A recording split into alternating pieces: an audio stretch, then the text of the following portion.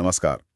आज हम एक बहुत ही असाधारण कहानी की गहराई में उतर रहे हैं। जी। कैसे दो राज्य, पंजाब और हरियाणा, हम्म। जिन्होंने विभाजन की वो भयानक त्रासदी झेली, हाँ, वो आज भारत के डेयरी नक्शे पर सबसे आगे हैं। ये वाकई एक दिलचस्प सवाल है। हमारे पास एक लेख के कुछ अंश हैं। हम्म। विभाजन से दुग्ध क्रांति, हम्म। पंजाब हरियाणा की गाथा। हम्म। तो आज हम इसी के जरिए इस पूरे बदलाव को समझने की कोशिश करेंगे।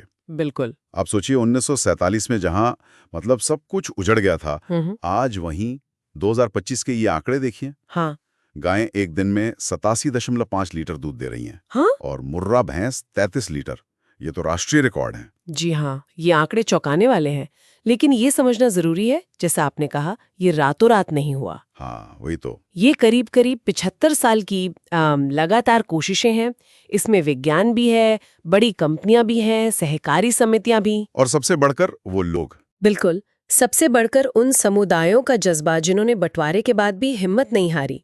उन्होंने आगे बढ़ने का सोचा। तो चलिए सफर के कुछ अहम मोड़ देखते हैं। लेख में 1955 का जिक्र है, करनाल में एनडीआरआई का खुलना, राष्ट्रीय डेयरी अनुसंधान संस्थान। जी, एनडीआरआई का आना एक बहुत बड़ा पड़ाव था। लेकिन सिर्फ एक संस्थान खुल जाने से क्या होता है? उसमें क्या खास था? खास ये था कि एनडीआरआई ने सिर्फ लैब में बैठ के काम नहीं किया। अच्छा। उन्होंने सीधे किसानों के साथ जुड़ाव बनाया, उनके साथ मिलकर काम किया, ज्ञान का आदान प्रदान हुआ, एक साझेदारी बनी। ये जरूरी था, पार्टनरशिप वाली बात। बिल्कुल।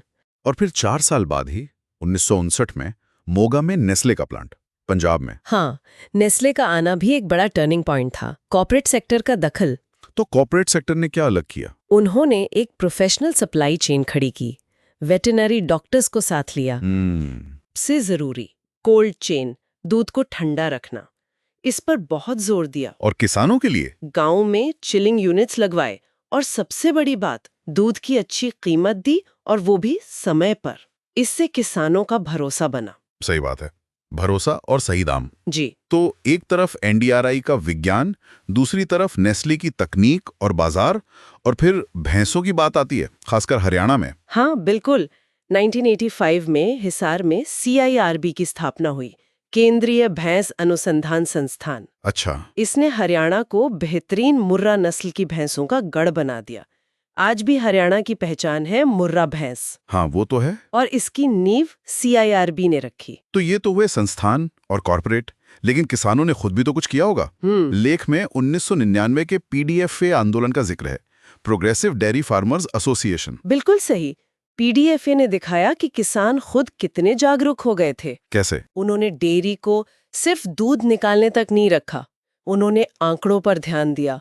पशुओं का पोषण कैसा हो, नस्ल कैसे सुधरे, इस सब पर काम किया। मतलब एक साइंटिफिक अप्रोच अपनाई। हाँ, और उनके जो सालाना मेले लगते थे, वो सिर्फ मेले नहीं होते थे, वो तो किसानों के लिए सीखने की जगह बन गए। क्लासरूम जैसे। अरे वाह! जहां वो नई तकनीकें सीखते थे। हाँ, और एक दूसरे के अनुभव भी साझा करते थे। ये बहुत बड़ी बात थी। और फिर 2000 के बाद वेरका का भी रोल रहा, पंजाब मिल्क फेड। जी, वेरका में सहकारी मॉडल को मजबूती दी, सप्लाई चेन को और सुधारा, किसानों को पेमेंट टाइम पर मिले, ये पक्का किया। और ब्रांड भी बनाया। हाँ, शहरी भारत में वेरका एक भरोसेमंद ब्रांड बन गया। तो ये पूरा एक इकोसिस्टम था जो साथ काम कर रहा था। लेकिन लेख का जो सार है वो शायद इन सब से ऊपर किसानों की बदली हुई सोच है। बिल्कुल, ये सबसे अहम बदलाव था। जी, सुनने में तो सीधा लगता है, पर जमीन पे इसका मतलब क्या था? क्या उदाहरण है? मतलब ये कि किसानों ने पारंपरिक ढर्रे से हटकर सोचना शुरू किया। उन्होंने TMR जैसी वैज्ञानिक फीडिंग तकनीक अपनाई। TMR, वो टोटल मिक्स राशन। हाँ, वही, ताकि पशु को संतुलित खाना मिले। फिर उन्होंने सिर्फ कितना दूध आया ये नहीं देखा। अच्छा, क्या देखा फिर? दूध की क्वालिटी, फैट कितना है, प्रोटीन कितना है, इन बातों पर ध्यान दिया। और शायद सबसे बड़ी बात, रिकॉर्ड रखना शुरू किया। रिकॉर्ड? जैसे कैसे? किस गाय या भैंस ने कितना दूध दिया, कब बीमार हुई, क्या दवा दी, हर चीज का हिसाब। ये पहले कहाँ होता था इतना? सही बात है। और ये सब उन्होंने खुद किया, मतलब सिर्फ सरकारी मदद के भरोसे नहीं रहे। नहीं, बिल्कुल नहीं। यही तो खास बात है।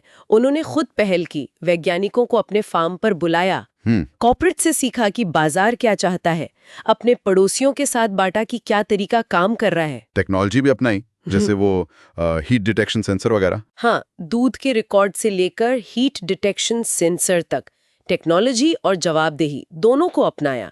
वो सिर्फ योजनाओं का फायदा उठाने वाले नहीं बने, वो इस क्रांति में भागीदार बने। तो जैसा लेख कहता है, अगर नेस्ले चिंगारी थी, एनडीआरए और सीआईआरबी इंजन थे, तो असली फ्यूल, वो ईंधन, किसान की खुद को बेहतर बनाने की इच्छा थी। बिल्कुल सही कहा। ये कहानी सिर्फ दूध उत्पादन की नहीं है। ये कहानी है मुश्किल हालात से उभरकर ज्ञान, भरोसे और मेहनत के दम पर फिर से खड़े होने की। जी, और यहीं पर एक बहुत बड़ा सवाल भी खड़ा होता है, हाँ, जिस पर लेख भी सोचने पर मजबूर करता है कि अगर पंजाब और हरियाणा ये कर सकते हैं, तो बाकी राज्य इस मॉडल को पूरी तरह क्यों नहीं अपना पा रहे हैं? उनके पास भी तो पशु हैं, लोग हैं, जरूरतें हैं। सही सवाल है। कमी कहाँ रह जा रही है? क्या वो पूरा इकोसिस्टम नहीं बन पा रहा है जहां रिसर्च, कॉर्पोरेट, कोऑपरेटिव, किसान सब मिलकर काम करें? या फिर पंजाब और हरियाणा को आप सोचिए, विभाजन की राख से उठाकर आज इस मुकाम पर पहुंचाया है। ये सवाल वाकई सोचने लायक है।